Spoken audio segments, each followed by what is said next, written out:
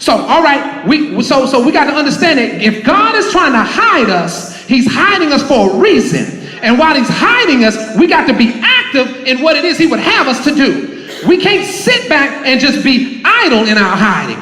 We got to be strategic in our hiding. Well, why do you say we got it? What's the benefit of this? Because what's going to happen is, as you set up in your mind to look, I'm going to do this a different kind of way. I'm not going to be a slave to the lender. I'm not going to be in a situation where I can't even make a decision without having to worry about how much it's going to cost or what it's going to cost me or what have you. When you get made up in your mind, all the reasons why you can't do it are going to start popping up. That's why God's got to hide you. So while he hides you, you got to be working and say, you know what? I'm not going to tell nobody about this, because small-minded people are going to stay small and they're going to be small. And they can't be in your circle if you're going to do things with increase on your mind. Come on, somebody got to talk to me this morning. You got increase on your mind. And if you got increase on your mind, you can't be sitting around talking a bunch of small talk. Small people, small minds talk about people. Average minds talk about events. Great minds talk about ideas. You don't get, if you ain't around somebody talking about some ideas, and not only just talking about them, but getting plans together to make it happen, you need to ask God to hide you from that situation. Lord have mercy.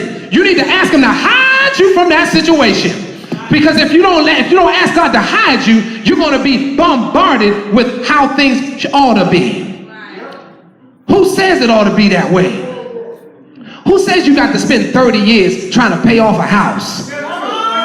Who says you got to spend, now see, they doing it these days, some of this stuff, they got it almost up to 10 years paying for a car.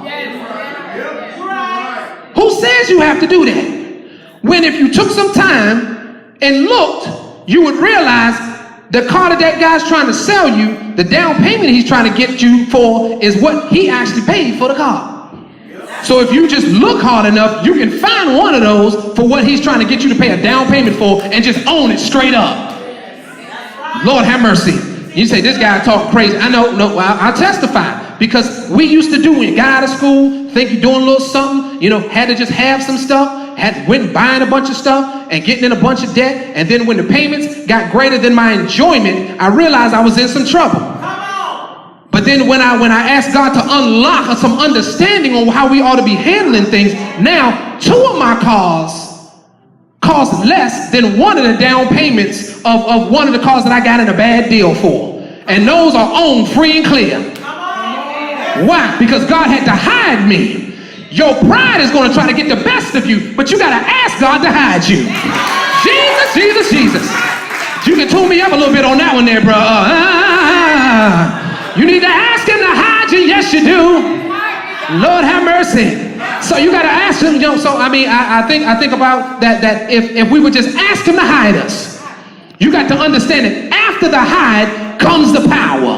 After the hide comes the increase. Because after you get to a point where God has hidden you long enough to build up your confidence, you don't have to worry about somebody trying to talk down to you because they're trying to get you to do something their way. You can stand with holy boldness and say, no, I recognize what you're doing. You trying to act like you giving me something, but I recognize you getting it back times 10 with finance charges. You trying to act like you doing something for me, but all you doing is just pushing it out to the point that I will never be able to get out from under this. You start talking like that, they get quiet real quick. And here's the other, all right, well, guess what? Nowadays, the first one they always try to hit you with is credit. And they want to try to mess with your confidence with credit. Whatever they got to do to try to bring your spirit down as quickly as possible is what they going to do. But guess this is what we were talking about earlier. We realize credit is a fairly new concoction. The idea of credit is, but when I'm talking about Equifax, TransUnion, all that kind of stuff, that's fairly new. And if folk have been able to live off this stuff before this, why can't we live without it now? I'm not saying don't be a good steward, but what I'm saying is you ain't gonna die without credit.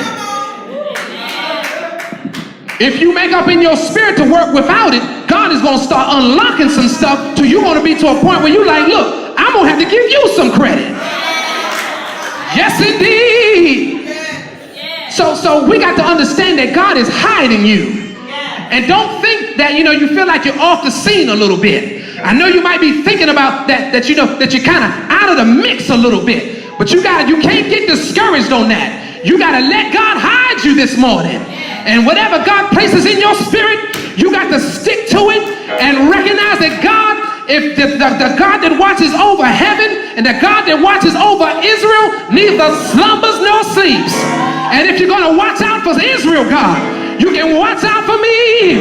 God, you got to hide me. You can't let me get all trapped. You got to hide me, God. You got to keep me from what's causing me to fall. You got to hide me, God. Because if you hide me, you're going to give me the oil of joy for sadness. You're going to cause me to put on a garment of praise where there used to be a spirit of heaviness. God, if you hide me, you're going to cause me to run over troops. You're going to cause me to leap over walls.